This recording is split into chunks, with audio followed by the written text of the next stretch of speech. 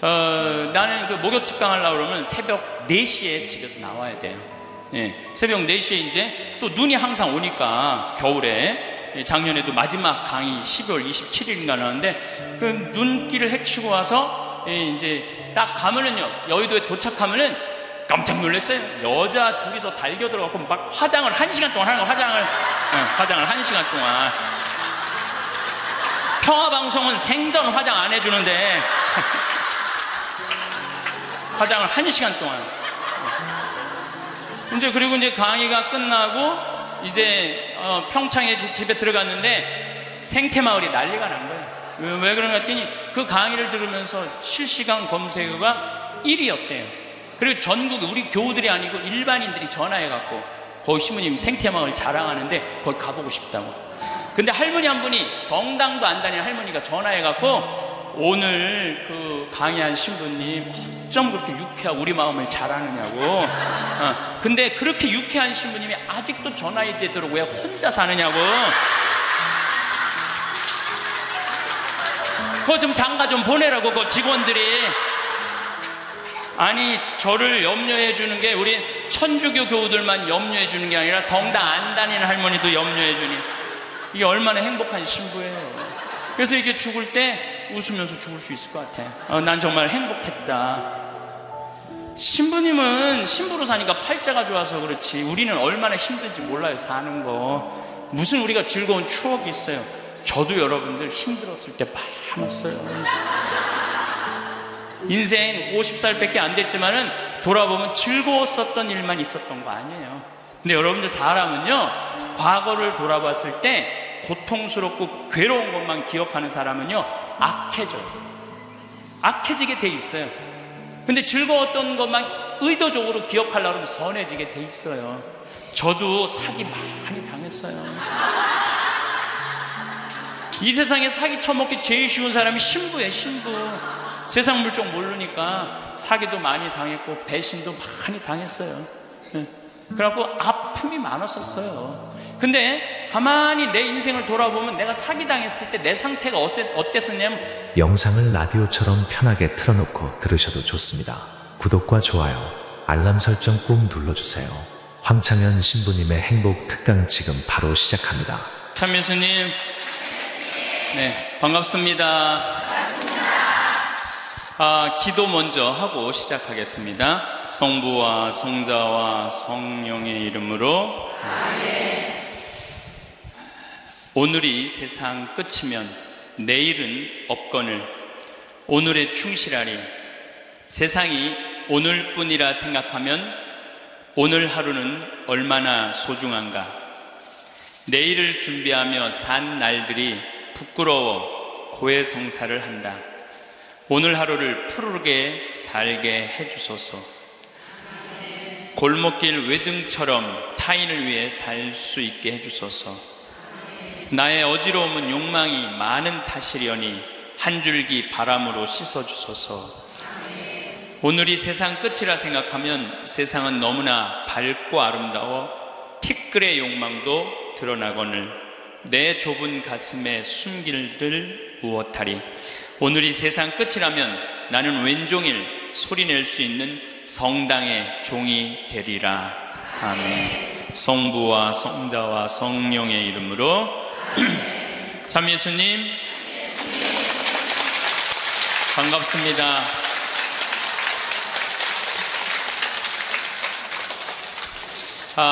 제가 여러분들한테 지금 죽음 껴안기라는 주제로 강의를 하고 있습니다.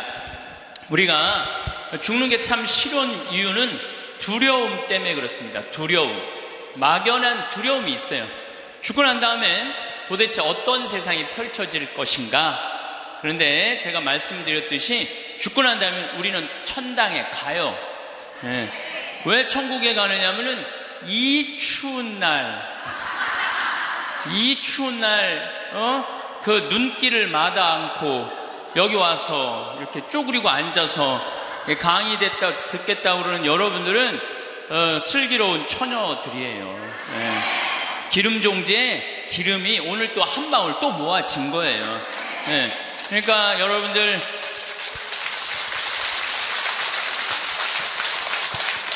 이제 죽는 거 싫어요? 좋아요? 좋아요. 좋아해야 돼. 싫어하면 안 돼요. 예.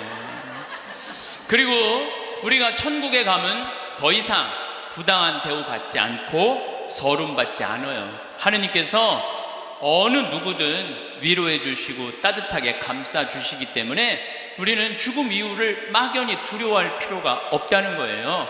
예. 예수님께서 나는 부활이요 생명이다. 나를 믿는 사람은 죽더라도 영원히 죽지 않는다 말씀하신 것처럼 우리는 죽는 게 죽음이 아니야. 새로운 삶으로 옮아가는 여정일 뿐입니다. 여러분들 그 누에가 알이 되고 꼬치가 돼갖고 누에가 되고 난 다음에 그 다음에 어떻게 돼요? 나비가 돼서 날아가잖아요. 그 누에 꼬치로 있을 때 아주 볼품이 없잖아요. 근데 나비로 날아갈 때는 얼마나 아름다워요. 그러니까 우리가 천국에 가서는 지금 모습보다 훨씬 아름다울 거예요. 그랬더니 어떤 분이 딱 미국에서 강의를 하는데 맨 앞에서 강의를 열심히 듣던 분인데 굉장히 뚱뚱해요. 그런데 그분이 손을 들더니 신부님 나도 천국에 가면 날씬해지고 아름다워집니까? 아 그렇게 물어보더라고요. 그래서 제가 이렇게 대답을 했어요. 날씬하게 될지는 모르지만 아름답긴 할 거다. 아름답긴 할 거다. 어쨌든 우리가 두려움이 막연한 두려움이 있어요. 근데 하느님을 믿는 우리들은 죽는 것에 대한 두려움 가질 필요 없어요. 하느님께서 우리를 천국으로 초대해 주실 것이고 예수님이 뭐하러 그렇게 십자가에 힘들게 못 박혀 돌아가셨어요. 많은 사람들을 구원하시기 위하여 돌아가신 거예요. 여러분들은 그 부활신앙을 믿어야 돼. 우리 그리스도인들에게 최대의 신앙의 핵심은 부활신앙이에요. 내가 나비보다 훨씬 아름다운 모습으로 부활할 거라는 이 믿음. 그래도 죽는 게 싫어. 뭐 때문에 그래? 생이별 때문에 그래. 생이별. 아무리 죽어서 천당 간다 하더라도 이 세상에 죽으면 더 이상 사랑하는 아내 볼 수 없고 남편 볼 수 없고 자식 볼 수 없고 부모님 볼 수 없기 때문에 이 생이별, 죽음 때문에 생이별이 되는 거예요. 죽으면 더 이상 사랑할 수도 없고 사람으로서 도리도 못하고 내가 누리고 싶은 호강도 못 누리고 이 세상에서 고생만 하다가 죽는 게 싫은 거예요. 그래서 여기 계신 분들 중에 죽기 직전에 후회하지 말고 죽기 전에 내가 뭘 할 걸 그런 거 후회하지 말고 혹시 돈 100억 정도 있는 분들은 한 10억, 20억만 놔두고 80억은 쓰세요. 맛있는 것도 사 먹고 여행도 다니고 그러면 되지. 제가 요즘 바빠서 텔레비전은 거의 못 보지만은 BBC에서 아주 재미난 프로그램을 해요. 영국 BBC에서 백만장자가 자기 신분을 감추고 아주 힘들게 사는 동네에 들어가는 거예요. 그래서 거기서 정말 열심히 사는 사람을 찾아내는 거예요. 찾아내서 이 사람이 백만장자인데도 불구하고 자기도 가난한 것처럼 해서 그 사람이 정말 열심히 살고 성공할 수 있는 가능성이 있으면은 한 달, 두 달 같이 지내다가 마지막에 깜짝 선물을 해주는 거예요. 당신 내가 커피숍 차릴 수 있도록 가게를 내주겠다. 이런 프로그램이 있어요. 그러니까 이 백만장자가 하는 거야. 백만장자가. 여러분들은 못하죠. 여러분들 누굴 커피숍을 차려줘. 백만장자가 하는 건데 제가 너무 감동적인 그 장면 하나는 그 무료 급식소를 봉사하는 사람이야. 그 무료 급식소를 운영하는 남자인데 백만장자가 들어와서 같이 급식을 해주는 거예요. 근데 이 사람은 무료 급식소를 하니까 휴가도 한 번도 못 간 거야.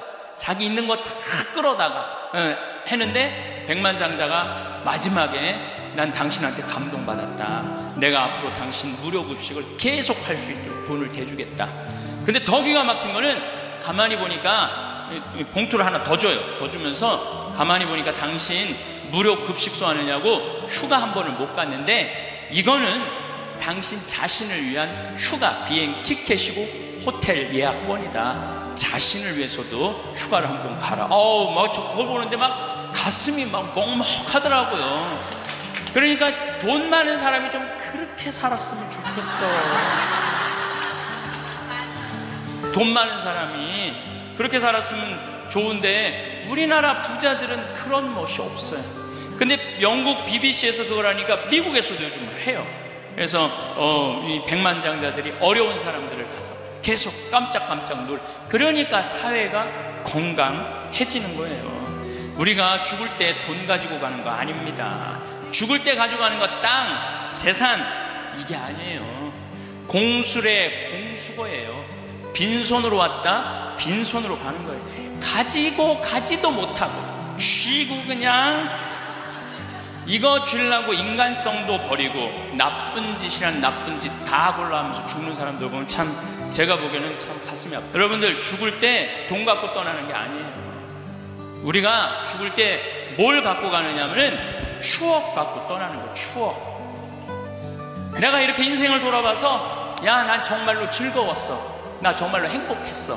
이런 추억이 있는 사람이 죽을 때 행복하게 죽을 수 있어요. 여러분들도 가만히 인생 돌아봐서 즐거웠던 추억이 하나도 없어. 고생만 슉샬나게 한 추억밖에 없어. 그렇다면 여러분들 인생 잘못 사는 거예요. 오늘 추억이 하나도 없는 분들은 추억을 만드세요. 프로그램을 짜세요. 자기 그 백만장자가 그 무료급식 한다고 몇 년 동안 3년 동안 휴가도 한 번 안 간 사람한테 자신을 위해서도 시간을 내라고, 남을 위해서 희생만 하지 말고. 왜냐하면 사람이요 남을 위해서 너무 희생하다 보면 지쳐요. 지치고 나중에는 너무 화가 나면은 내가 저 예수님 때문에 내가 이 고생한다고 그러면서 예수님 십자가에 다시 못 박는데 더 큰 못 찾아다가.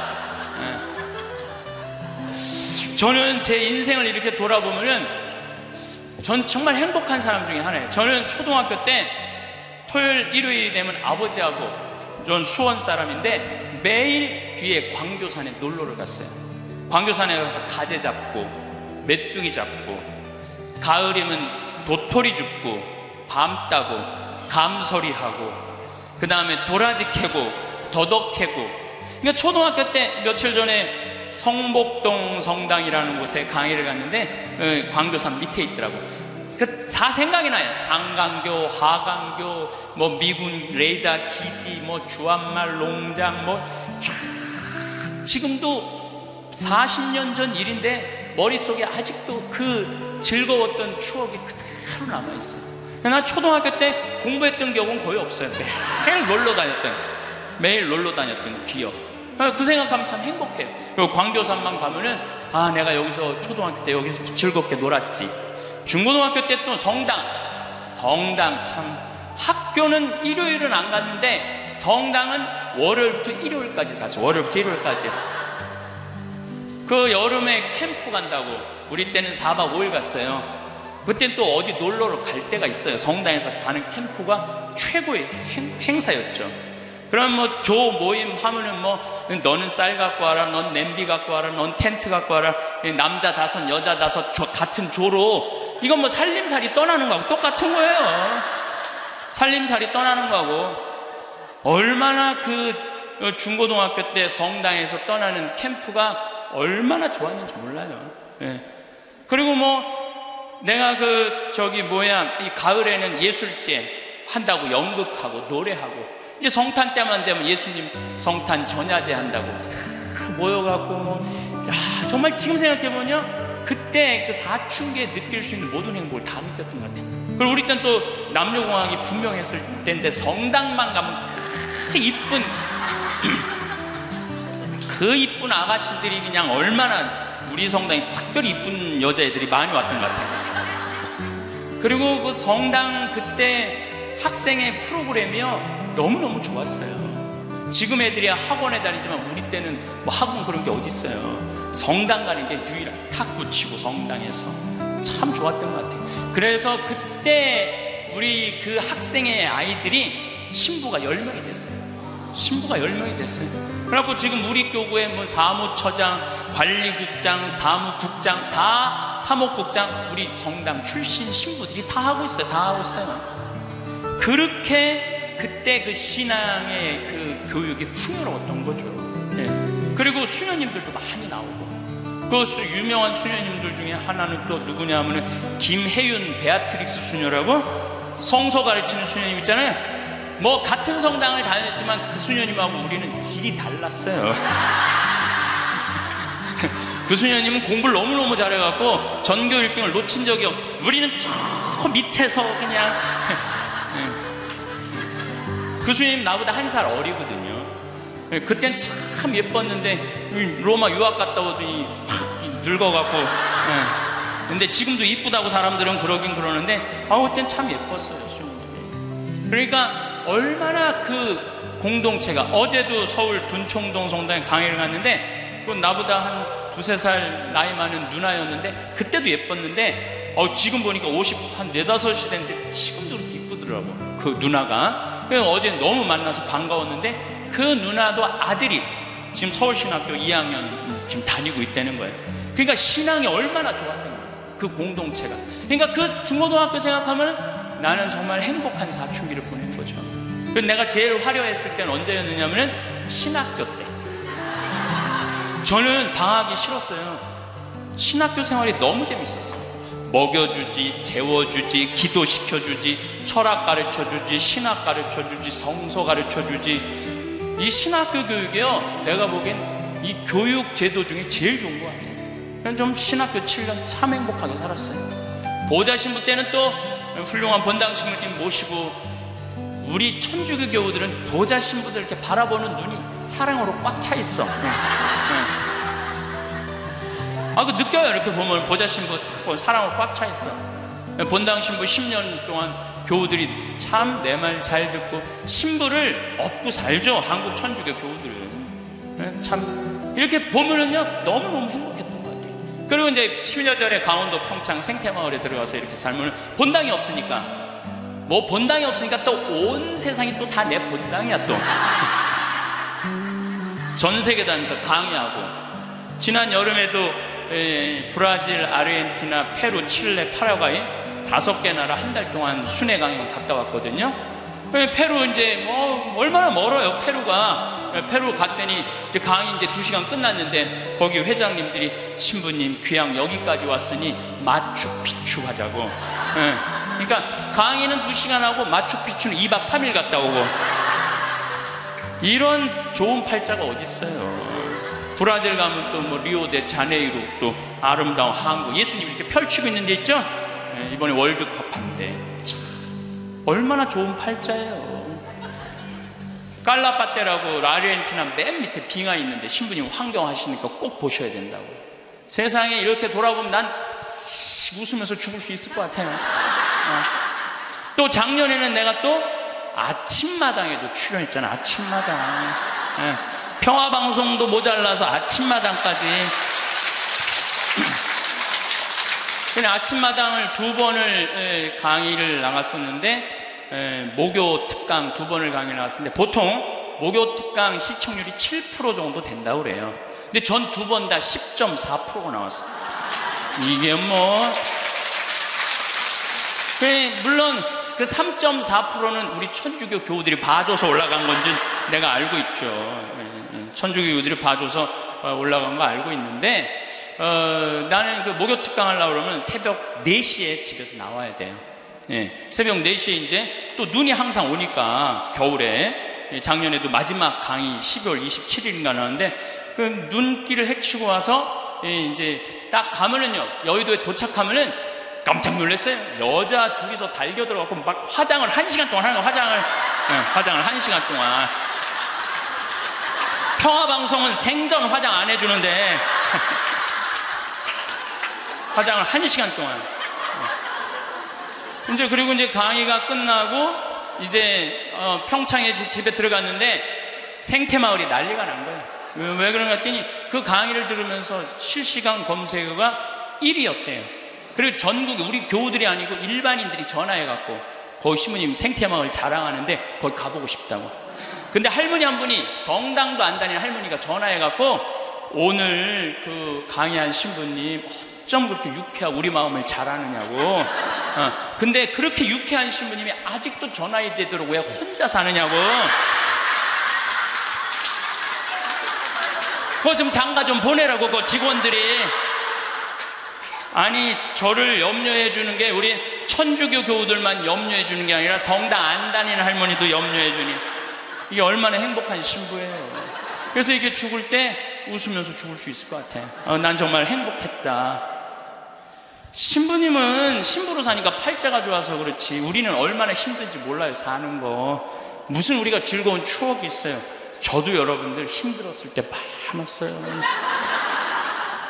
인생 50살밖에 안 됐지만은 돌아보면 즐거웠었던 일만 있었던 거 아니에요. 근데 여러분들 사람은요 과거를 돌아봤을 때 고통스럽고 괴로운 것만 기억하는 사람은요 악해져요. 악해지게 돼 있어요. 근데 즐거웠던 것만 의도적으로 기억하려고 하면 선해지게 돼 있어요. 저도 사기 많이 당했어요. 이 세상에 사기 쳐먹기 제일 쉬운 사람이 신부예요. 신부. 세상 물정 모르니까 사기도 많이 당했고 배신도 많이 당했어요.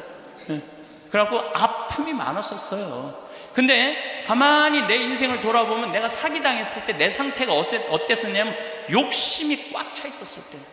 그러니까 내가 강의 때 여러분들 욕심 부리지 말라는 게 그냥 하는 말이 아니라 이 온 몸에서 경험을 하고 나온 말이에요. 온 몸에서 경험을 하고 나온 얘기, 그냥 하는 얘기가 아니에요. 온 몸에서 나온 거죠. 또 뭐 배신도 많이 당했고. 그런데 내가 이렇게 요한복음을 읽어보면 예수님이 막 이 루카복음에도 마테오복음에도 이런 악마가 와서 유혹을 해요. 돌도로 빵대라고 그러고 산에서 뛰어내리라고 그러고 성당에서 교회 종탑에서 뛰어내리라고 그러고 그랬을 때 예수님이 한마디 한마디가 그게 다 내 인생에 나도 저런 유혹이 있는데 예수님은 안 빠졌는데 난 다 빠졌던 거야. 나는 다 빠졌던 거야. 그러면서 제가 깨달은 게 있어요. 아, 욕심 부리지 말아야 되겠구나. 그리고 하느님을 더 사랑해야지 사람을 더 사랑하면은 꼭 고통이 오는구나. 그리고 이제 좋았던 것만 기억을 하는 거야. 나빴던 기억을 자꾸 하면요 인생이 우울해요. 습관이에요. 습관. 여러분들 그 불행한 사람들 며칠 전에 그 신문에 아주 재미난 게 나왔어. 불행한 사람 10가지 특징이 나왔어. 자신과 남의 단점만 본다. 불행한 사람들은요 자신과 남의 단점만 본대요. 그 다음에 두 번째, 변화시킬 수 없는 것에 대한 걱정을 한다. 그러니까 과거를 집착하는 거예요. 과거에 내가 왜 그랬을까? 안 바뀌어요, 과거는. 그 다음에 쉽게 포기한다. 뭘 하다가 그냥 금방 포기하는 사람, 이 사람 불행해진다는 거죠. 운동을 하지 않는다. 운동하는 사람이 행복해요. 그래서 여러분들 꼭 운동하셔야 돼요. 뭐 이건 이번 다음 달 강의에 꼭 하겠지만은, 그 다음에 성취 불가능한 목표를 세운다. 성취 불가능한 목표를 세운다. 건강에 좋지 않은 음식만 골라 먹는다. 그러니까 우리가 행복하려면 건강에 좋은 음식을 먹어야 돼. 우리 청국장 가루 같은 거, 이런 거 얼마나 좋아요. 이 청국장 가루 같은 거. 나도 오늘 아침에 좀 일찍 나오는 바람에 청국장 가루, 저는 그냥 제가 일어나자마자 제가 타 먹어요. 맹물에. 그걸 먹으면요 기분이 참 좋아요. 그리고 이제 요즘은 이제 시래기 무청 있죠. 우리 생태마을에 그냥 온 생태마을에 무청이 널려 있어요 지금. 그걸 보고 있으면 기분이 좋아요. 그 시래기 탁 삶아갖고 무쳐갖고 밥을 비벼 먹으면, 우리 생 청국장에다 밥을 비벼 먹으면 너무 맛있어요. 잠을 충분히 자지 않는다. 불행한 사람들. 인터넷에 갇혀 산다. 남에 대해 험담, 부정적인 말만 한다. 불행한 사람들은 이런 다 기미가 있어요. 그 다음에 마지막에 용서하기를 거부한다. 난 절대 용서할 수 없어. 이 사람들이 다 불행하다는 거예요. 그래서 여러분들 이렇게 인생을 돌아보면서 억울하고 분한 것만 새기지 마. 특별히 우리 할머니들, 내가 대동아 전쟁에 시집으로 와서 6.25 전쟁 때 1.4.5태 때 고생한 얘기, 그거요 청승이에요. 청승. 행복했던 기억만 하시면 좋아요. 그 다음에 죽을 때 뭐 갖고 가냐면 선행 갖고 가는 거. 선행. 죽을 때 선행 갖고 가는 거. 여러분들 죽을 때 땅 갖고 가는 거 아니라니까요. 집 갖고 가는 게 아니라니까요. 재물 갖고 가는 게 아니에요. 이거는 갖고 갈 수 없는 거야. 갖고 갈 수 없는 거야. 오늘도 전심 먹으면서 잠깐 대화를 했는데 사람들을 보면요, 1000개를 가지고 있으면서 1개밖에 못 누리고 사는 사람이 있어요. 근데 100개를 가지고 99개를 누리고 사는 사람이 있어요. 그럼 여러분들 1000개 가진 사람은 이게 뭐 1000개 가지나 많아요.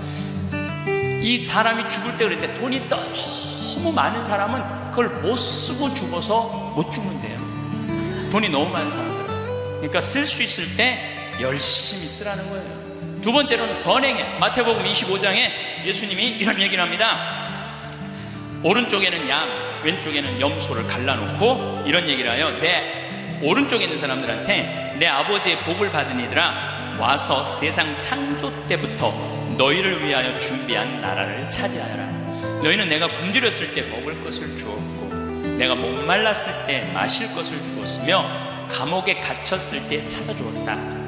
그럼 의인들이 이렇게 말할 것이다. 주님, 저희가 언제 주님께서 굶주리신 것을 보고 먹을 것을 드렸고, 목마르신 것을 보고 마실 것을 드렸습니까? 언제 주님께서 나그네 되신 것을 보고 따뜻히 맞아 드렸고, 헐 벗으신 것을 보고 입을 것을 드렸습니까? 언제 주님께서 병드시거나 감옥에 계신 것을 보고 찾아가 배웠습니까? 그럼 임금이 대답할 것이다. 내가 진실로 너희에게 말한다. 너희가 내 형제들인 이 가장 작은 사람. 여러분들, 그래서 저는 이 단어를 참 요즘 많이 묵상을 해요. 내가 만나는 사람들 중에 작은 이들 가운데 한 사람에게 해준 것이 곧 나에게 해준 것이다. 가장 작은 이한테 해준 게 누구한테 해준 거야? 예수님. 이 지금 대한민국 사람들이 이 말씀을 새겨야 돼요. 돈 좀 벌었다고 작은 이들을 무시하는 이런 사회, 이게 왼편 염소 쪽으로 가는 거예요. 여러분들 오른편 양쪽으로 가려면 어떻게 해야 돼? 작은 이들 중에 목마르고 헐벗고 배고프고 감옥에 갇히고 나그네 된 사람한테 따뜻하게 대해야 되는 거예요. 록펠러라고 있어요. 미국 부자. 이 사람 죽었는데 얼마나 부자냐면 1850년도에 태어난 사람인데 55살에 전 세계의 90%를 줘요. 세계에서 최고로 부자였어요. 55살에 이 사람이 불치병을 딱 판정을 받아요. 1년밖에 못 산다고. 1년밖에 못 사니 전 세계 최고의 부자인데 55세 1년밖에 못 사니 얼마나 기가 막혀요. 병원에서 탁 나오는데 이렇게 보니까 병원 정가운데 뭐라고 써있느냐면 받는 자보다 주는 자가 행복하다. 그거를 봐요. 그거를 보고 막 가슴에 전율을 느껴요. 어떤 전율을 느끼냐면 자기는 돈이 그렇게 많은데도 준 적이 없는 거야. 막 회사 병합하고 뺏고 막 이랬거든요. 아주 냉혈한이었어요. 예. 완전히. 그래갖고 가만히 나는 그 많은 돈 중에 준 적이 없네. 준 적이 없네. 여러분들 마음 가끔 이렇게 말하는 분들이 있어. 누가 나 좀 돈 좀 안 주나? 이 사람 불행한 거예요. 이 사람 무조건 불행한 거예요. 내가 누구 돈 좀 줘야지 이 사람이 행복한 거예요. 항상 얻어먹을 자세가 돼 있는 사람은 불행한 거예요. 주려고 그래야 돼. 주려고. 그래서 저는 본당 신부하면서도 교우들하고 밥을 먹어도 정말 내가 냈지 교우들이 돈 못 내게 했어요. 왜냐하면 가만히 보면 교우들 먹고 살기 바쁜데 자식도 공부시키고 월세 세금 내기 바빠 죽겠는데 신부한테까지 돈을 뺏기면서 밥을 사주는 거예요. 이게 그래서 나는 내가 다 정말 많이 냈어요. 그리고 처음에 신부님한테 밥 얻어 먹은 적이 평생에 처음이라고 그걸 참 많이 봤어요. 신부님 무슨 돈이? 나 돈 많아. 나는 강사료도 많고 인세가 또 많이 들어오잖아요. 나는 인세도 많이 들어오고 그래서 난 많으니까 걱정하지 마라. 그래갖고 난 다 사줬어요. 그래도 난 내 주머니에 한 번도 돈이 떨어져 본 적이 없어요. 이게 언제 들어오냐면 내 영명 죽일 때 다 들어온다니까요. 내 영명 죽일 때. 그리고 예수님이 뭐라고 그러냐면 5,000명 빵 먹일 때 너희들이 줘라. 그러니까 제자들이 이 많은 사람들 어떻게 우리가 주냐 그러니까 예수님 이런 말을 해요. 너희가 거저 받았으니 거저 주어라. 참 이 말이 전 좋아요. 우리가 나누지 못하기 때문에 인생이 괴로운 거죠. 그래갖고 록펠러가 나는 이렇게 많이 줄 수 있는데 내가 하나도 못 주고 죽는구나. 근데 마침 그 병원에서 호텔 로비에서 딸아이 입원비가 없어갖고 막 병원 사람들한테 제발 내 딸 좀 입원 시켜달라고 막 울며 불며 매달리는 엄마를 봐요. 록펠러가 그걸 보고 비서를 시켜서 병원비를 대주라고. 병원비를 대줬는데 그 소녀가 기적같이 나요. 록펠러가 너무너무 행복한 거야. 야, 나도 이렇게 나누니까 이렇게 좋으네. 내가 남은 1년 동안 나눠야 되겠다. 그래서 막 시카고 대학도 세우고 병원 한 2,000개 세우고 도서관도 세우고 고아원도 세우고 그 남은 시간 동안 돈이 많으니까 엄청나게 나누기 시작을 했어요. 근데 그렇게 나누다 보니까 록펠러가 이 55세 죽는 데는 록펠러가 98까지 나누다 죽었습니다. 98까지 나누다 죽었습니다. 그러면서 죽으면서 록펠러가 이런 얘기를 해요. 어떤 얘기를 하느냐면 내가 쥐려고 그랬던 55년은 쫓기고 살았다는 거예요. 인생을. 사람이 가지려고 그럴 때는 인생이 쫓기게 돼 있어요. 근데 내가 나누기 시작하면서부터는 내 삶은 기쁨으로 가득 찼다고 그래요. 기쁨으로 가득. 그래서 여러분들 신부님 저는 주머니에 돈 한 푼도 돈이 부처님이 그랬잖아요. 나눠라 그러니까 저는 부처님 아무것도 가진 게 없습니다. 부처님이 뭐라 그래요? 왜 네가 가진 게 없냐? 네가 사람들하고 대화할 때 따뜻하게 웃어주는 것도 나누는 거다. 누가 사람이 얘기를 할 때 네가 자세를 낮추고 경청하는 것도 그것도 나누는 거다. 공손한 것도 나누는 거다. 여러분도 꼭 돈으로 나눠야 돼? 아니에요. 마음으로도 얼마든지 우리가 나눌 수가 있는 거예요. 저는 지난 월요일날 너무너무 놀란 사건이 있었어요. 이게 참 신기해요. 성남에 사는 할머니, 할머니도 나이가 85, 할아버지는 90인데 나한테 40억을 들고 왔어요. 그래갖고 교구청에서 아주 서류를 다 해놨어. 법무사까지 다 와서 그래서 어저께 그러니까 월요일날 40억을 기증을 받았어요. 할머니가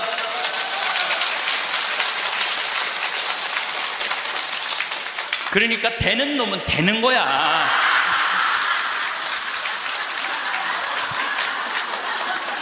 그래서 할머니한테 물어봤어요. 이 많은 돈을 왜 나한테 기증을 하느냐?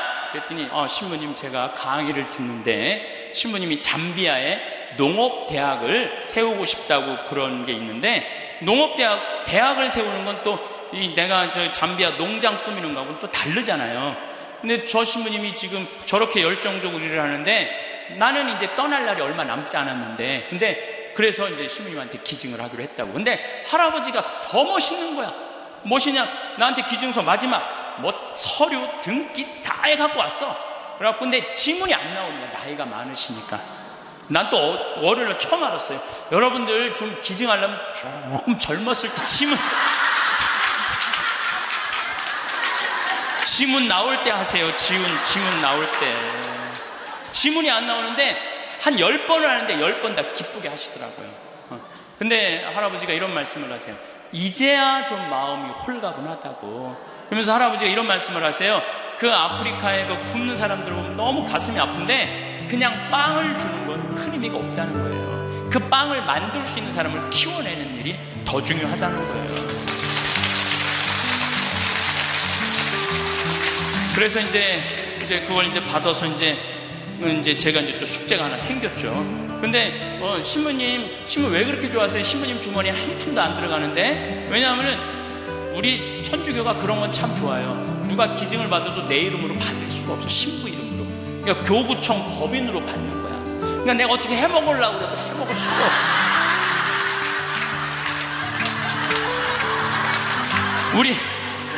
우리 주교님 도장을 훔쳐야지 해먹을 수 있는 거야. 주교님 도장을 훔쳐야지.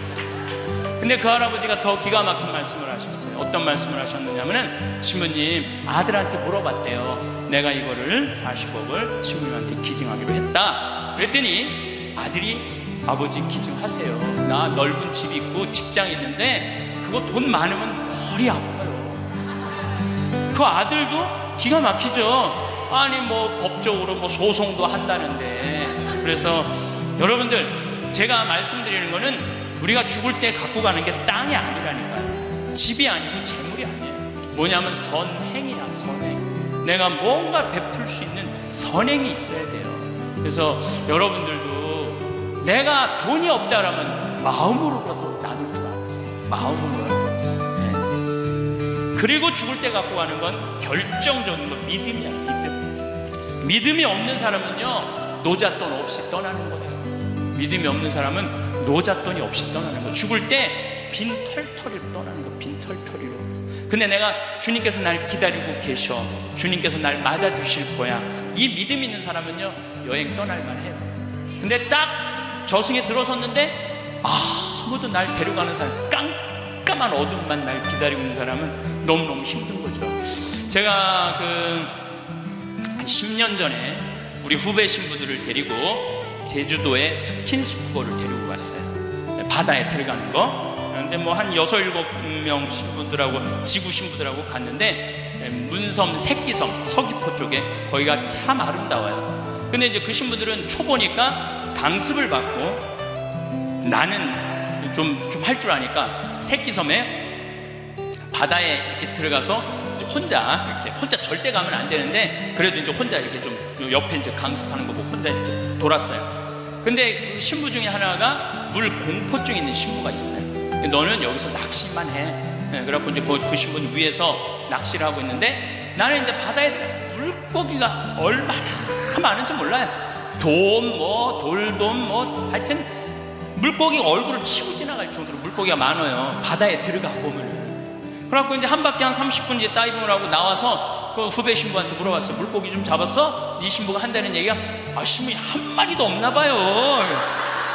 30분 동안 한 마리도 못 잡았어요, 그러는 거예요. 그 많은 물고기를 두고 그 위에서 낚시하는 사람은 한 마리도 없는 줄 알고 그냥 계속 한 마리도 없다고 투정을 부리더라고요. 신앙생활도 똑같아요. 신앙생활도 내가 하느님을 믿고 하느님 안으로 빠져들면은요, 그 안에는 온 세상이 하느님의 섭리야, 하느님의 손길이고 하느님의 사랑이야.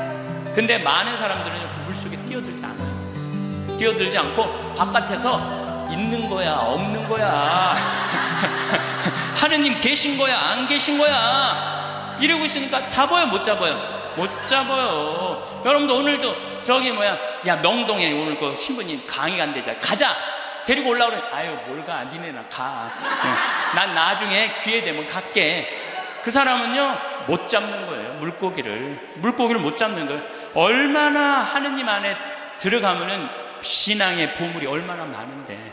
또 우리 보자 신부님이 그런 얘기를 해요. 보자 신부님이 자기 낚시를 참 좋아해요, 우리 보자 신부님이. 근데 신부님 강론 때 그러더라고요. 보면은 아무리 물고기가 안 나와도 한 자리에서 4시간 5시간 앉아있으면 결국은 나올 때 되면, 밑밥을 뿌리면은 나올 때 되면 엄청나게 나온다는 거예요. 우리 보자 신부님이 우리 조카 며느리 아이가 아기를 가져갖고 잉어를 좀 해달라는 거예요. 가면 막 이렇게 잡아오는 거예요. 어떻게 이렇게 재주가 좋으냐 그러니까 신부님이 한 자리에 계속 있으면 잡는다는 거예요. 한 자리에 계속 있으면은. 근데 자기가 낚시터에 가보면 한 마리도 못 잡아가는 사람이 있대. 어떤 사람이냐면 1시간씩 옮기는 사람. 이 사람은 하나도 못 잡고 가는 거야. 하나도 못 잡고. 그래서 신앙도 꾸준한 사람이, 변함이 없는 사람이 엄청난 보화를 끌어올릴 수 있는 거예요. 그래서 우리 죽을 때는 추억, 선행, 믿음 갖고 가는 거예요. 집 갖고 가는 게 아니라니까요.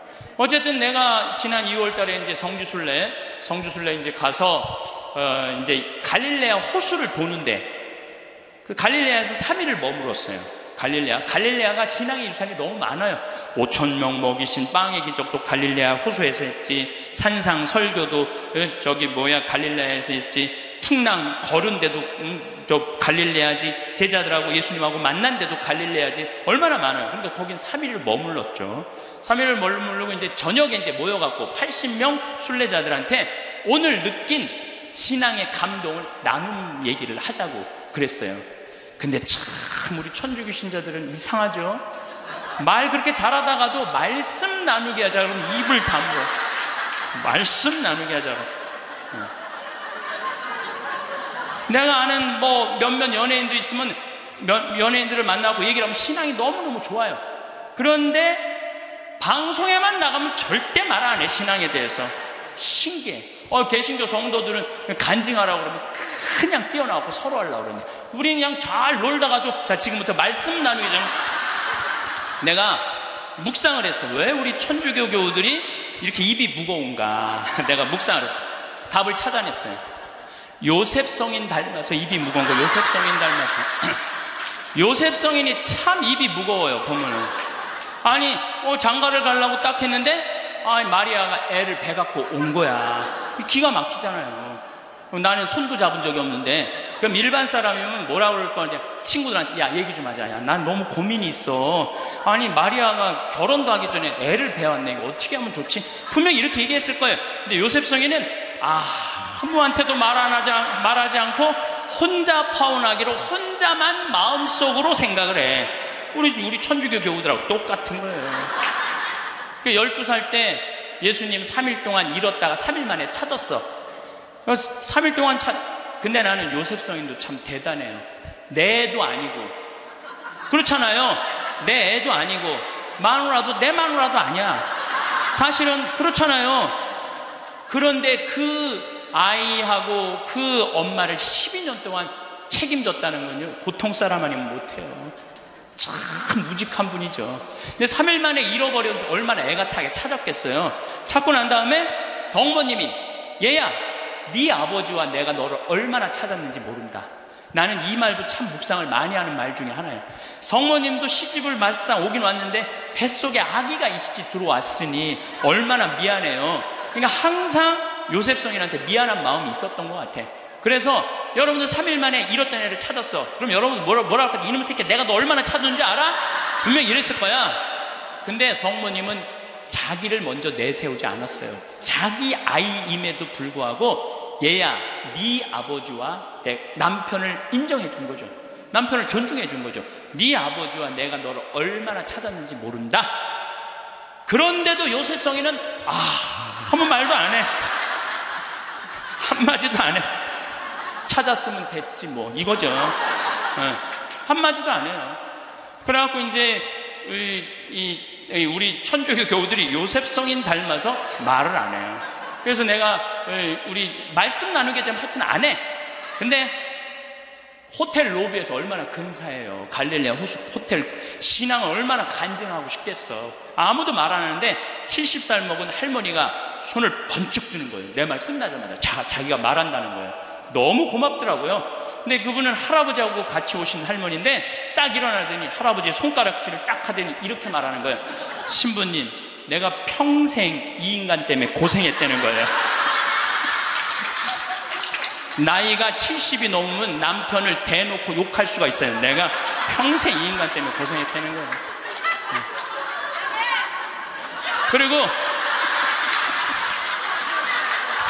그리고 자기가 자식 셋 키웠는데 70이 됐는데 자기한테 자식들이 고맙다고 말 한마디 안 하고 남편이 그 잘난 반지 목걸이 한번 사준 적이 없다는 거예요. 속에서 우라통이 터지더래요. 내가 그렇게 고생을 해서 자식들을 키우고 남편 뒷바라지를 했는데 나의 고생을 알아주는 사람이 하나도 없더래요. 갈비 먹고 싶을 때 와서 갈비 사주는 놈 한 놈도 없다는 거예요. 근데 어느 날 갑자기 내가 방송에서 나오더니 그러더래요. 늙어서 왜 갈비가 먹고 싶으면 자식이 사줘야 되냐. 그지근성을 버려라. 갈비가 먹고 싶으면 내 돈으로 내가 가서 사 먹으면 되지. 그 자식이 사줄 때까지 기다리느냐. 무슨 돈으로 집 잡혀서 사 먹어라. 맨날 자식한테 섭섭하다고 그러지 말고. 그 얘기를 듣는데 이 할머니가 망치로 한 대 맞았대요.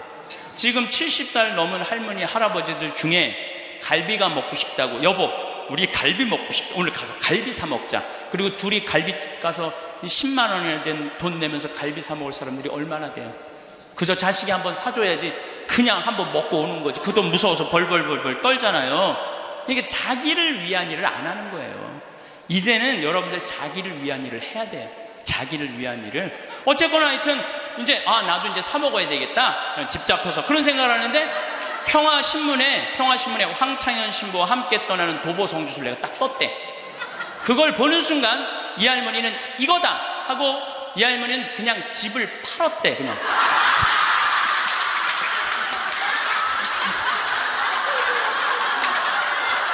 집을 팔았대요. 네. 집을 팔고 1억이 남은 걸 가지고 성지순례를 따라온 거예요. 여동생 부부하고. 근데 왔는데 자기 너무너무 행복하대.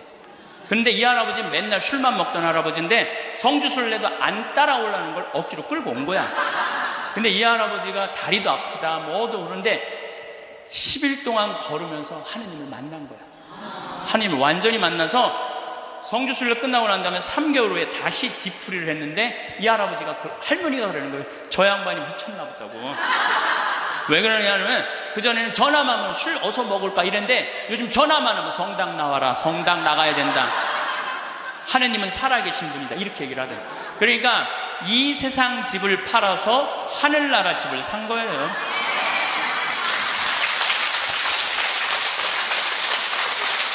그러니까 여러분들도 제발 이 세상에 너무 얽매이고 연연하지 말라는 거예요. 내가 이번에 성주순례 가서도 너무 많은 걸 느꼈는데 그 대학생이 엄마 아빠 따라온 거야. 인천공항이 딱 나를 바라보는 눈빛이 흰 눈동자 95% 까만 눈동자. 너 때문에 내가 여기 따라왔다. 근데 이 친구가 성주순례를 하루를 걷더니 이틀을 걷더니 눈빛이 바뀌는 거야. 그러면서 마지막에는 이 친구가 이런 말을 하더라고요. 신부님, 저는 가슴이 지금 터질 것 같이 행복하다는 거예요. 살아계신 예수님을 만나서 가슴이 터질 것 같이 행복하다는 거예요. 그리고 그 친구는 엄마 아빠가 길을 잃고 헤매, 공부 굉장히 잘하는 아이였어요. 근데 지금 의대 공부를 한대요. 내가 아프리카에 좀 가서 봉사 좀 하자 그랬더니 그러니까 길을 찾은 거죠.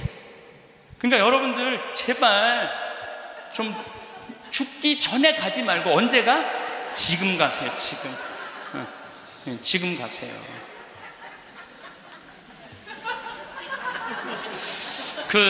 요 얘기만 하고 다음 강의로 넘어가겠습니다. 제 조카를 작년에 잠비아를 남자아이를 데리고 갔어요. 근데 얘가 갔다 오고 나서 말라리아가 걸렸어요. 근데 빈센트 병원에 입원을 했는데 빈센트 병원에서 자기네들은 우리 풍토병이 아니기 때문에 컨트롤 못 한다는 거예요. 그래서 여기 국립 의료원으로 끌고 왔어요. 죽기 일보 직전이었어요. 내가 조카 하나 죽이나 보다. 내가 내 평생에 그렇게 열심히 기도했는데 하느님 제발 살려주십시오. 그래서 안 돼갖고 서울대 병원에 유명한 의사도 저 해갖고 좀 어떻게 해갖고 어쨌든 하여튼 기도가 통했는지 살아났어. 근데 얘가 국립대학 다니다가 그거 끝나는 날 대학을 때려쳤어요.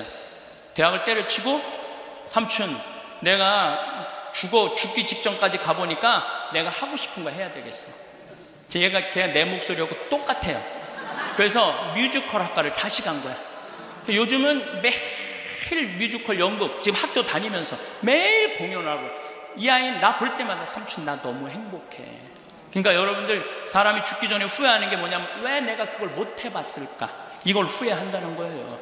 그러니까 이 얘기는 내가 다음 시간에 할 텐데 죽기 전에 후회하지 말고 지금 하라는 거. 지금 기도 바치겠습니다. 성부와 성자와 성령의 이름으로. 당신을 보면 괜히 눈물이 납니다. 사랑의 눈물, 속죄의 눈물, 기쁨의 눈물. 피부를 비집고 들어오는 당신의 살 냄새도 괜히 눈물이 납니다. 생명 속에 사랑으로 스며듭니다. 우리의 속죄 모두 지시고 사랑으로 거두시는 당신 모습에 죽음과 부활을 다시 봅니다. 하늘과 땅 사이에 다시 나시고 지금도 나를 위해 살아계시는 사랑의 깊은 영광 당신입니다. 당신을 보면 괜히 사랑에 젖어 사랑의 눈물이 절로 납니다. 가시관 쓰신 모습, 피에 젖어도 인자한 모습에 눈물이 납니다. 십자가에 못 박혀 돌아가실 때 우리의 생명 다시 난 것을 마음 깊이 눈물 절로 납니다. 당신을 보면 괜히 눈물이 납니다. 영광이 성부와 성자와 성령께, 성부와 성자와 성령의 이름으로. 오늘 황창현 신부님 말씀 어떠셨나요? 누구나 죽음은 피할 수 없습니다. 많은 사람들이 죽음에 이르렀을 때 후회하는 것이 있다고 하는데 어떤 걸까요? 많은 사람들이 다른 사람의 결정 때문에 피할 수 없는 상황에서 나 자신이 정말로 하고 싶은 일을 하지 못하는 경우 있죠. 그래서 많은 사람들이 무엇인가 일은 계속해서 하고 있지만 정작 나 자신이 행복하지 않습니다. 왜냐하면 마음속 깊이 자신이 진정으로 하고 싶은 일을 하지 못했다는 미련이 계속 남아있기 때문이죠. 상황이 어쩔 수 없다면 그 상황을 이겨낼 수 있을 때까지 현재의 일을 계속하는 것이 좋습니다. 하지만 상황이 나아지면 과감하게 그만두고 원하는 일을 추구해야 합니다. 2012년에 영국의 신문 가디언에서는 호스피스 간호사 브로니 웨어가 숨 죽을 때 가장 후회하는 5가지라는 책을 소개했습니다. 웨어는 병원에서 근무하면서 옆에서 말기 환자를 돌보는 동안 그들이 삶의 마지막 순간에 나타낸 관찰을 자세하게 기록했습니다. 그녀의 환자들이 겪은 삶은 모두가 각각 달랐지만 그들이 죽음을 앞두고 가진 후회는 놀랍도록 비슷했다고 전합니다. 많은 사람들의 가장 큰 후회는 다른 사람의 기대에 맞춰 살지 않고 자신이 하고 싶은 일을 하며 살았더라면 하는 것이었습니다. 결국 원하는 일을 하지 못하고 죽는 것을 가장 크게 후회했다고 전합니다. 그 밖에도 일을 좀 덜 했더라면, 감정을 좀 더 표현했더라면, 친구들이나 가족을 더 잘 챙겼더라면, 더 도전적인 삶을 살았더라면 하는 후회가 뒤따랐다고 이야기합니다. 일본의 호스피스 전문의 오츠 슈이치가 쓴 죽을 때 후회하는 25가지 역시 1000명의 말기 환자들의 마지막 후회를 담은 책으로, 책에서 나오는 환자들 또한 살아온 환경이나 사회적 지위는 달랐지만 후회하는 점은 놀랍도록 비슷했다고 전합니다. 죽음을 앞둔 환자들이 남긴 후회를 통해 우리가 어떻게 삶을 살고 마무리하는 것이 좋을지를 되돌아보게 합니다. 결국 죽음을 앞둔 사람들은 하고 싶은 일을 하지 못한 것을 가장 많이 후회했습니다. 따라서 하고 싶은 일이 있다면 주저하지 말고 해야 하는 이유죠. 영화 버킷리스트는 암으로 인해 오래 살지 못할 두 노인이 죽기 전에 해야 할 일들을 목록으로 작성하고 그것을 실행에 옮기는 과정을 그린 작품입니다. 이 영화는 죽음과 인생을 다루고 있지만 오히려 유쾌하고 흥미롭게 주인공들의 삶을 그리고 있어 많은 이들의 관심을 끌었던 영화였습니다. 우리 사회에서 경쟁이 치열할수록 나 자신의 꿈은 나를 움직이는 근본적인 동력 에너지와 같습니다. 그러므로 살아가는 동안 꼭 이루고 싶은 꿈을 적어보는 것은 어떨까요? 이는 우리의 삶을 정돈하는데 큰 도움이 될 수 있습니다. 그리고 반드시 그렇게 노트에 적은 꿈을 적극적으로 실천하는 것이 중요합니다. 많은 사람들이 하고 싶은 일이 많지만 자유롭게 할 수 없는 것이 우리 인생입니다. 중요한 것은 무엇이 삶에서 가장 가치 있는 일인지를 깨닫고 그것을 적극적으로 실천하고 행동하는 것입니다. 이와 관련하여 헨리 데이비드 소로는 구독자에게 보낸 편지에서 이렇게 말했습니다. 하고 싶은 일이 있다면 주저하지 말고 하십시오. 마음을 불편하게 하는 의욕은 계속 가지고 있어도 아무런 도움이 되지 않습니다. 다른 누구도 해줄 수 없는 일을 자신에게 해주십시오. 나머지는 모두 잊어버리십시오. 여러분은 어떤 버킷리스트를 가지고 있으신가요? 이 질문에 주저한다면 아마도 여러분은 제대로 된 버킷리스트를 가지고 있지 않다는 것입니다. 대부분의 사람들은 하루하루 먹고 사는 것에 집중하느라 죽음에 대해 진지하게 생각해 본 적이 없기 때문입니다. 당연히 하고 싶은 일 역시 하지 못한 채 살아갑니다. 하지만 인생을 마무리할 때 후회하지 않으려면 하고 싶은 일을 더 이상 미뤄서는 안 됩니다. 먹고 살아가는 문제는 물론 중요하지만 자신의 삶의 주인으로서 삶을 책임지는 일 역시 각자의 의무입니다. 만약 오늘이 인생의 마지막 날이라면 여러분은 과연 무엇을 가장 하고 싶은가요?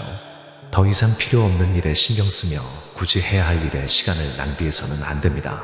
우리가 사는 오늘은 어제 죽은 사람들이 그토록 살고 싶어 했던 내일입니다.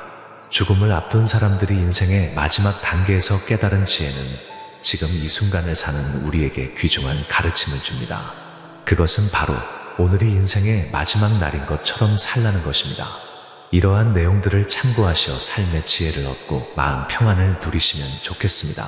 오늘 영상 도움 되셨다면 구독, 좋아요, 알람 설정 꾹 눌러주시고 이 영상을 소중한 분들께도 공유해주세요. 다음에 더 좋은 영상으로 찾아뵙겠습니다. 감사합니다.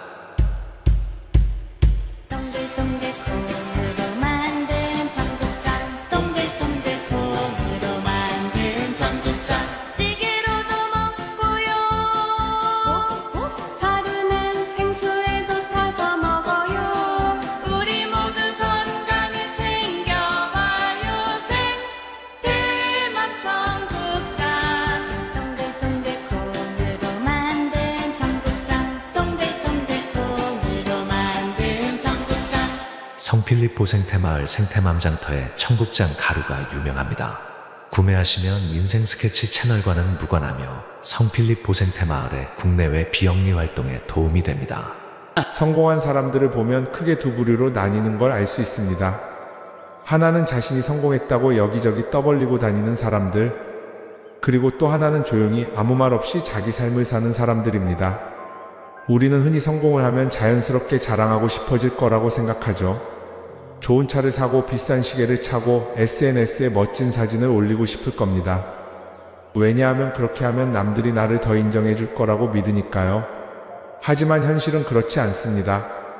오히려 진짜 성공한 사람들은 그렇게 행동하지 않습니다. 왜냐하면 보여줄 필요가 없기 때문입니다. 돈이 많다고 높은 자리에 있다고 유명하다고 해서 굳이 그걸 드러낼 필요는 없습니다. 그걸 아는 사람들은 이미 알고 있고 모르는 사람들은 알 필요가 없죠. 그런데도 굳이나 성공했다고 떠드는 사람들이 있습니다. 그런 사람들은 왜 그럴까요? 간단합니다. 그 사람들은 사실 그렇게까지 성공한 게 아니기 때문입니다. 우리는 종종 SNS에서 성공한 사람들을 봅니다. 해외여행을 가고 고급 레스토랑에서 밥을 먹고 멋진 차를 타고 다니는 모습? 그런데 가만히 보면 그런 걸 보여주는 사람들은 언제나 뭔가를 팔고 있습니다. 강의를 팔든 자기 브랜드를 홍보하든 아니면 단순히 자기 자존감을 유지하려고 하든 간에 결국 목적이 있는 거죠. 진짜 부자들은 그렇게 하지 않습니다. 오히려 조용히 아무도 모르게 자기 일을 합니다. 왜냐하면 자랑해서 얻을 게 없기 때문입니다. 오히려 괜히 잘난 척했다가 사람들에게 이용당하거나 시기와 질투를 받거나 쓸데없는 오해를 사는 게 더 피곤합니다. 이건 단순한 돈 이야기가 아닙니다. 사회적인 성공을 이룬 사람들도 마찬가지입니다. 진짜 실력 있는 사람들은 자기 실력을 굳이 떠벌리지 않습니다. 왜냐하면 그럴 필요가 없으니까요. 자기 분야에서 최고라면 사람들이 먼저 알아서 찾아옵니다. 반대로 실력이 부족한 사람일수록 자기를 포장하려고 애씁니다. 우리가 흔히 듣는 말이 있죠. 빈수레가 요란하다. 이 말이 괜히 있는 게 아닙니다. 정말 내실이 있는 사람들은 굳이 시끄럽게 굴지 않습니다. 반대로 겉만 번지르르한 사람들은 자기가 얼마나 대단한지 떠들고 다닙니다. 이걸 좀 더 현실적인 예로 들어볼까요? 동창회에 나가면 꼭 이런 사람이 있습니다. 옛날에는 별거 아니었는데 갑자기 잘 됐다고 나타나서 자기가 얼마나 성공했는지 자랑하는 사람. 처음에는 다들 와 대단하다 하고 들어주지만 시간이 지나면 어떨까요? 대부분 속으로 이렇게 생각할 겁니다. 저 사람 뭐 저렇게까지 티를 내? 결국 그런 사람은 점점 멀어지게 됩니다. 반면에 정말 성공한 사람들은 조용합니다. 굳이 자기가 어떻게 살고 있는지 설명하지 않죠. 그런 사람들은 오히려 주변에서 먼저 알아보고 자연스럽게 존경을 받습니다. 그게 진짜 성공입니다. 그럼 우리는 어떻게 해야 할까요? 내가 뭔가를 이루었을 때 굳이 남들에게 알릴 필요가 있을까요? 물론 가까운 사람들에게 좋은 소식을 전하는 건 좋습니다. 하지만 굳이 모든 사람들에게 나 이렇게 잘 살고 있어요 하고 알릴 필요는 없습니다. 그런 행동은 결국 나에게 득이 되지 않습니다. 성공이라는 건 원래 조용한 겁니다. 내가 잘 되고 있으면 주변 사람들이 자연스럽게 알게 됩니다. 굳이 내가 말하지 않아도 내 행동과 태도에서 묻어나오게 되어 있습니다. 그러니 굳이 보여주려고 애쓰지 마세요. 오히려 그게 더 진짜 성공한 사람의 태도입니다. 사람은 사회적 동물이라고 하잖아요. 혼자 살아갈 수 없고 결국 사람과의 관계 속에서 기쁨도 얻고 때로는 상처도 받습니다. 그런데 한 가지 생각해 볼 게 있어요. 우리가 정말 인간관계가 필요해서 맺고 있는 걸까요? 아니면 그냥 그래야 한다고 배워서 어쩔 수 없이 유지하고 있는 걸까요? 어릴 땐 친구 많으면 좋다고 하죠. 사회생활에서도 인맥이 중요하다는 말을 많이 합니다. 그런데 정작 주변을 보면요, 인간관계가 넓은 사람일수록 스트레스를 더 많이 받아요. 전화벨이 울릴 때마다 이번엔 또 무슨 부탁일까 싶고 단체 채팅방에서 메시지가 올 때마다 이걸 또 어떻게 대답해야 하나 고민하죠. 관계가 많아질수록 책임과 피로도 함께 늘어나는 겁니다. 어떤 사람들은 인간관계를 줄이면 외롭지 않겠냐고 해요. 그런데 가만히 생각해보면 진짜 외로움을 느끼는 순간이 언제인지 아세요? 오히려 불필요한 인간관계 속에 있을 때입니다. 같이 밥을 먹고 얘기를 나누는데도 뭔가 허전하고 대화가 컥 돌고 속마음을 나누지도 못할 때, 그럴 때 우리가 더 외롭다고 느끼죠. 그렇다고 당장 인간관계를 다 끊어버릴 순 없겠죠. 하지만 적어도 내가 정말 소중하게 여겨야 할 관계와 그냥 관성적으로 유지하는 관계는 구분할 필요가 있습니다. 예를 들어 매번 나한테 부탁만 하고 정작 내가 어려울 땐 연락 한 번 없는 사람.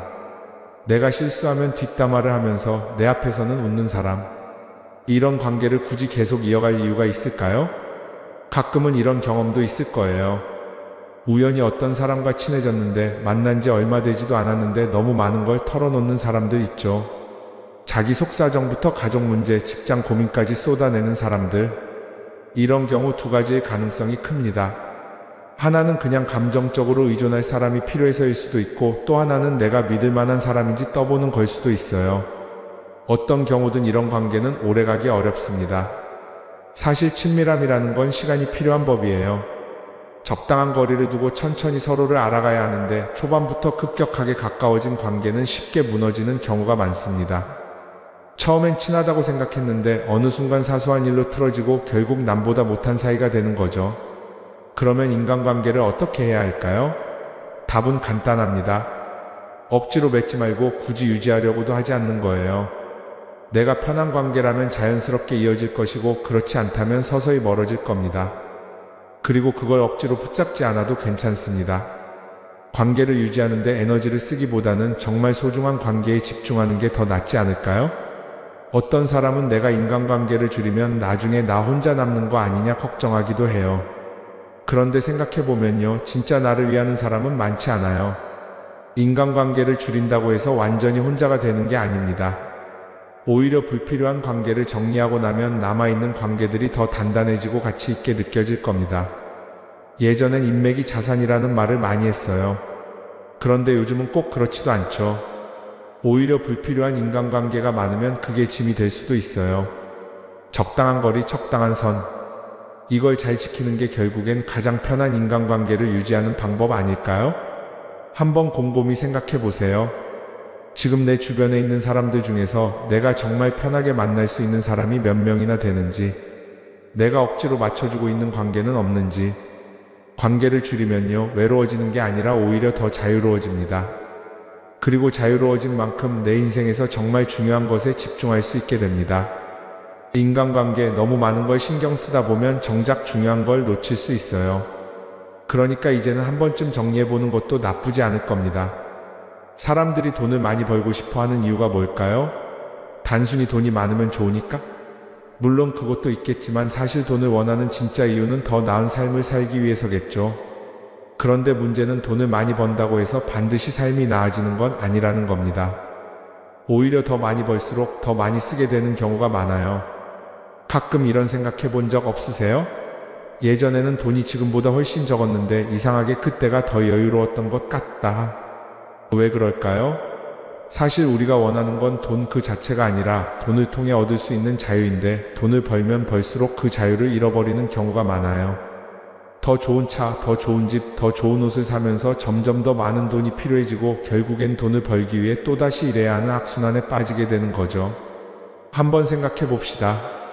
우리가 정말 필요해서 뭔가를 사는 경우가 얼마나 될까요? 필요해서라기보다는 남들이 가지고 있으니까, 없어 보이기 싫으니까, 혹은 그냥 기분 전환을 위해서 소비하는 경우가 훨씬 많아요. 그리고 그런 소비를 할 때마다 스스로 이렇게 합리화를 하죠. 이 정도는 나를 위한 투자야. 그런데 가만히 보면 그 소비가 진짜 나를 위한 소비인지 아니면 그냥 사회가 만든 기준에 끌려가고 있는 건지 헷갈릴 때가 많습니다. 예를 들어 예전에는 스마트폰 하나면 충분했는데 이제는 스마트워치도 있어야 하고 무선 이어폰도 필요하고 태블릿도 있어야 할 것 같고, 하나를 사면 또 다른 무언가가 필요해지는 시기예요. 사실 이건 우리가 그렇게 만들어진 겁니다. 광고도 그렇고 SNS도 그렇고 자꾸 우리에게 이렇게 말하죠. 이걸 사야 더 행복해질 수 있어요. 그런데 정작 그걸 사고 나면 어때요? 처음 며칠은 좋죠. 그런데 시간이 지나면 또 다른 걸 사고 싶어져요. 왜냐하면 물건이 우리를 오래 행복하게 만들어주지는 않거든요. 특히 요즘은 SNS가 이런 소비 심리를 더 부추기는 것 같아요. 예전에는 친구들끼리 만나서 나 새로 샀어 하고 자랑하는 게 전부였는데 이제는 SNS에 올리면서 전 세계 사람들에게 보여주잖아요. 그러다 보니까 남들도 다 뭔가를 사서 올리고 나도 따라해야 할 것 같은 기분이 드는 거예요. 그런데 중요한 건 그 사람들도 사실은 나와 똑같은 기분이라는 겁니다. 내가 남을 부러워하는 만큼 나도 누군가에게 부러움을 사려고 애쓰고 있는 거죠. 결국 끝없는 비교와 소비 속에서 진짜 중요한 걸 놓치게 되는 겁니다. 한번 이렇게 생각해보면 어떨까요? 만약 내가 지금부터 딱 1년 동안 불필요한 소비를 하지 않는다면 내 삶이 어떻게 변할까? 아마 처음에는 답답할 수도 있어요. 사고 싶었던 걸 참아야 하니까. 그런데 그걸 몇 번 참고 나면 어느 순간 깨닫게 될 겁니다. 내가 굳이 이걸 안 사도 괜찮네? 그렇게 불필요한 소비가 줄어들면 자연스럽게 돈이 쌓이겠죠. 그런데 돈이 쌓이는 것보다 더 중요한 게 있어요. 바로 마음의 여유가 생긴다는 겁니다. 돈을 쓰지 않는다고 해서 불행해지는 게 아니라 오히려 소비로부터 자유로워지면서 진짜 행복을 찾을 수 있어요. 물론 이걸 실천하는 게 쉽지는 않겠죠. 우리 주변에는 소비를 부추기는 것들이 너무 많으니까요. 하지만 적어도 이런 건 해볼 수 있습니다. 뭔가를 사고 싶을 때 한 번만 스스로에게 물어보는 거예요. 이게 정말 나한테 필요한 걸까? 아니면 그냥 순간적인 욕심일까? 만약 그 질문을 던졌을 때 5초 안에 당연히 필요하지 라는 답이 나오지 않는다면 사실 그건 없어도 되는 물건일 가능성이 큽니다. 정말 필요한 건 고민할 필요도 없이 바로 떠오르거든요. 그러니까 이제는 한 번쯤 생각해 봐야 할 것 같아요. 나는 지금 내가 원하는 삶을 살고 있는 걸까? 아니면 남들이 만든 기준에 맞추기 위해 내 시간을 팔고 있는 걸까?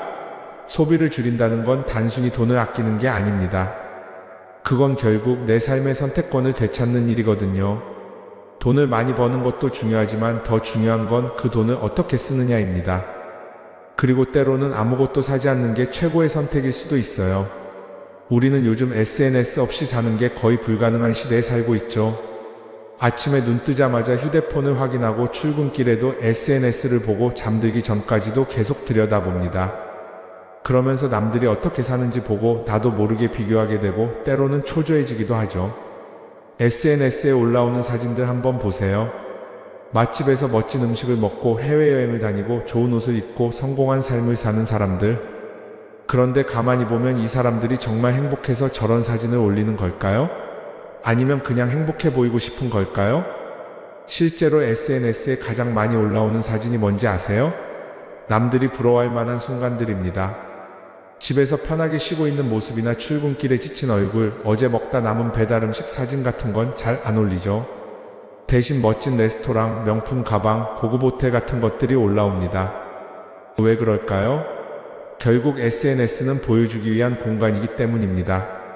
여기서 중요한 게 있어요. 우리가 SNS에서 보는 건 그 사람의 삶 전체가 아니라 편집된 일부 장면이라는 겁니다. SNS는 마치 한 편의 다큐멘터리나 영화처럼 잘 꾸며진 장면들만 보여줍니다. 그런데도 우리는 그걸 보면서 아, 저 사람은 나보다 더 행복하구나 하고 착각하죠. 예를 들어 SNS에서 한 친구가 해외여행을 가서 아름다운 풍경을 찍어 올렸다고 해볼게요. 우리는 그걸 보면서 부럽다, 나도 저렇게 살고 싶다라고 생각하겠죠. 그런데 정작 그 친구는 사진을 찍고 나서도 일 때문에 스트레스를 받고 있을 수도 있고 여행 비용을 감당하느라 카드가 걱정을 하고 있을 수도 있습니다. 그 부분은 우리는 알 수가 없죠. 그런데 문제는 이렇게 남들과 비교하는 습관이 쌓이면 결국 내 삶이 초라하게 느껴진다는 겁니다. 원래는 그냥 조용히 살아도 괜찮았는데 SNS를 보고 나면 나만 뒤처지는 것 같고 뭔가를 더 해야 할 것 같고 괜히 불안해지죠. SNS는 기본적으로 사람들의 비교 심리를 자극합니다. 남들이 가진 걸 나도 갖고 싶게 만들고 남들이 하는 걸 나도 해야 할 것 같은 기분이 들게 만들죠. 그러다 보니 필요하지도 않은 걸 사게 되고 무리해서라도 화려한 곳에 가게 되고 남들에게 보여주기 위해 사는 삶을 살게 됩니다. 그럼 어떻게 해야 할까요? 사실 정답은 간단합니다. SNS에서 보이는 것들을 곧이곧대로 믿지 않는 것입니다. 그리고 더 중요한 건 남과 비교하는 걸 멈추는 것이에요. 어떤 사람이 비싼 차를 타고 다닌다고 해서 그 사람이 꼭 행복한 건 아닙니다. 좋은 차를 타고 다니지만 밤마다 사업 걱정에 잠 못 이루는 사람도 많아요. 반대로 대중교통을 이용하지만 마음 편하게 사는 사람도 있죠. 결국 행복은 보이는 것이 아니라 느끼는 것입니다. SNS를 덜 보면 덜 불행해진다는 연구 결과도 있어요. 하루 종일 남의 삶을 보면서 비교하는 시간을 줄이면 내 삶에 집중할 수 있는 시간이 많아지는 겁니다. SNS를 완전히 끊을 필요는 없지만 최소한 그 안에 있는 것들이 전부 진짜라고 생각하지 않는 태도는 필요합니다. 우리는 누구나 자신만의 속도로 살아가고 있어요. 남들은 남들대로 사는 거고 나는 나대로 살면 됩니다. SNS에서 남들의 화려한 모습을 볼 때마다 한 번쯤 이렇게 생각해 보세요. 이건 그 사람이 보여주고 싶은 삶일 뿐이다. 그러면 조금은 편해질 겁니다. 사람들은 다들 자기 인생을 살아간다고 생각하죠. 그런데 가만 보면 정말 자기 인생을 사는 사람이 얼마나 될까요? 많은 사람들이 사실은 남이 만들어 놓은 기준에 맞춰서 살고 있어요. 좋은 대학, 좋은 직장, 좋은 차, 좋은 집. 다들 이런 걸 목표로 삼지만 정작 내가 원하는 삶이 뭔지 깊이 생각해 본 적이 없는 경우가 많아요. 이건 어릴 때부터 교육받아온 방식과도 관련이 있어요. 우리는 어릴 때부터 이렇게 살아야 한다는 틀 안에서 자라죠. 공부 열심히 해서 좋은 성적을 받아야 하고 좋은 직장을 가져야 하고 결혼도 적당한 때에 해야 하고 마치 인생이 정해진 수순이라도 있는 것처럼요. 그러다 보니 나 스스로 정말 원하는 걸 고민하기보다는 그냥 남들이 정해놓은 목표를 따라가게 돼요. 그런데 이렇게 남의 기준에 맞춰서 살다 보면 어느 순간 공허함을 느끼게 됩니다. 이게 정말 내가 원했던 삶인가? 하는 의문이 들 때가 오죠. 어릴 땐 성적이 목표였고 사회에 나와서는 연봉이 목표였고 결혼하고 나서는 아이 교육이 목표였는데 그 목표를 이루고 나면 허무한 거예요. 계속 뭔가를 이루긴 했는데 정작 나는 어디에 있는지 모르겠는 거죠. 진짜 중요한 건 내가 원하는 게 뭔지를 아는 것이에요. 그런데 이게 쉽지 않죠.